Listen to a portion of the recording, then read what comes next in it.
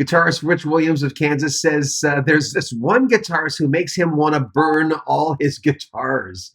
I'm John Beaudin from Rock History Music. Anybody else? The Real List. The Real List.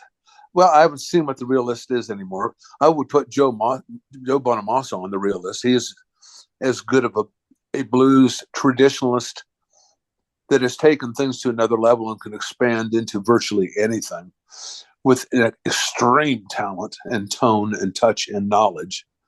Would definitely put him there. Absolutely. Another, I don't know how, he's not unknown among guitar players, but in general would be Guthrie Govan, who is probably the best guitar player of all time. I mean, almost don't like watching him. It just makes me want to put all my shit in a pile and light it on fire. Just to say, why do you even try? You got to have those guys, though. Uh-huh. At 62, I started going, have I achieved as much as I want to, or have I learned that thing as much as I want? And maybe it's because I'm not stubborn and getting in my own way anymore. Why do you think that changed for you? My wife, me and Debbie have been together for the last 12, 13 years. And before that, I was a drunk. I didn't start off that way, but just it kind of happens. And number one, she told me when we first got together, I can't tell you what you're going to do, but I'll tell you what I'm going to do. And if you don't knock this shit out, I'm leaving. And that it was new in the relationship. And it was, one of those things where we collided and life changed forever for me. And I didn't want to do anything to lose that. And well, she's taught me a lot in that time. And one of them is gratitude and how grateful I am for my life, my experience, with the band, everything I've gotten to do, that I need to realize how fortunate I is that I just stumbled along and it still happened. And I need to grab a hold of that and respect it from this day forward. And so, and I've also found to kind of cherish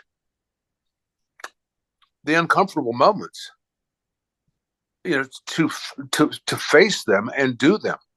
It means I care. It means I'm alive. It means this is so important to me that it makes me nervous to even confront it because I don't want to blow it. And so life is just not easy. And so anticipate that and make the best of it and use that as a tool instead of a crutch. And so that's kind of where I am now, is I'm always kind of afraid of what's around the corner because it's kind of in my nature for whatever reason. But as an adult, a newfound bravery of confronting it anyway. And guess what?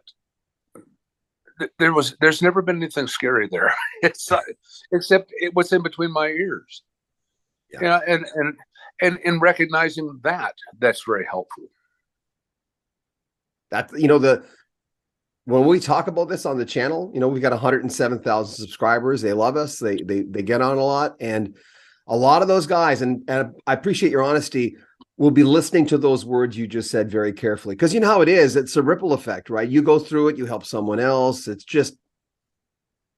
But you can, everybody has a common thread of things that someone else says, and it kind of completes their puzzle, completes their sentence, completes their thought. Or it at least verifies their feelings about it. Look, I thought I was the only one that was that stupid. No, Rich with Kansas, he was even dumber than I am. Yeah, I mean, it is important. I learned in the process of becoming sober, in life before, in relationships and stuff, everything was always swept under the rug. Don't tell anybody. And Debbie, my wife now, taught me to become clean with things. And, being in AA while I was still going a lot, taught me to admit it. I mean, Now, I mean, I can talk on the radio, talk to anybody. Just recently sat down with a family meeting, and this black woman that was she said she was a judge, came in completely drunk, and came right to me, and I talked her through a lot of stuff. Like I was chosen. I've learned to just, hold my hand up with pride and say, "Did you do it?" Oh boy, did I! And here's what I learned in the process. And I say this. I've told this story earlier today, and stop me if I'm repeating myself. But while going to AA, it was called a candlelight meeting. And in that meeting, there was only 6, 8 of us, I guess, around this table. And it's a very informal meeting. And there's just a single candle in the room. We're all sitting around, and all the formalities of AA don't exist. And you sit there. And once in a while, someone will speak. And you just listen. And then it'll be quiet. Well, there was a kid who's about 18 in there. And finally, he spoke up. He goes, "I'm not an alcoholic. My father was. And my mother is next door to an Al-Anon meeting, and I didn't want to be there, so I just wandered in here. But I do have a story." And he starts telling his story about, growing up, and his dad, most of it, he got the story from his mother, but he was a terrible drunk. Beat her. He was worthless, terrible with money, all the things you can imagine of being a drunk. But then he got himself clean through the program. And it turned out that he helped hundreds of other alcoholics, became a sponsor to all these people, and was the leader in his AA group and all of these things. And he passed away. And then he said, "My dad is my hero because my dad went out a winner." And that's all I needed to know. That lit the light bulb in my head. And from that moment on, that's all I needed to know, was my life will change right now. And I am going to go out a winner in everything I do from this moment on. And that was, my trajectory completely changed in that instant.